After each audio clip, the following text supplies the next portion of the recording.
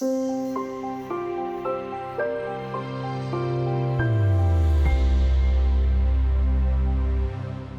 you ever wondered how good you are at driving? Most of us consider ourselves to be better than average drivers, but statistically, half of us must be below average.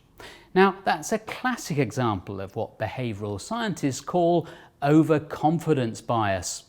Here's Constantinos Antoniou from Warwick Business School. The way it manifests itself in decision-making overall is that people tend to think that they are better in doing a task than what they really are. So this could be, your sense of humour, your driving ability, and also has a big impact on investment decisions. Now, how it can influence the decisions?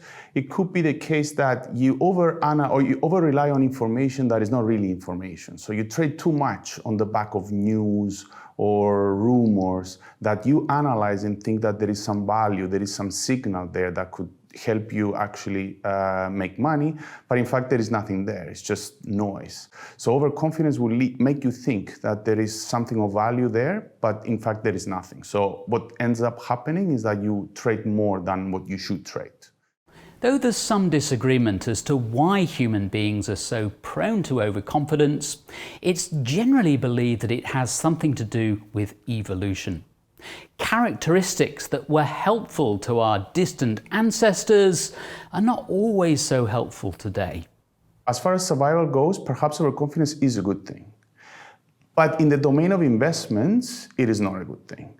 So why people are overconfident is because we tend to like to have an optimistic view of ourselves. And that is a good trait to have in general, So if you just, go through your life thinking that you are not good enough and being, you're just pessimistic about your own ability, and it's not going to lead to good outcomes in general. So overconfidence is a good trait, I think, for people to have. But in financial decision making, perhaps it is not so helpful.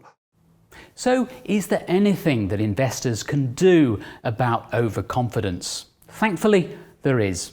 The most important thing is to acknowledge that we tend to be overconfident. So to be skeptical with the decisions that we take. So I would suggest, so you make some decision, okay, I'm going to buy this particular asset. Play devil's advocate on your own decision and try to look for information that would go against this decision that you took. Can you find this information? If you can't find it, then think about it. Is this something that I should have considered and I did not consider? Or, and if you don't find any information, then, it gives you confidence that it was perhaps, a good, sensible decision.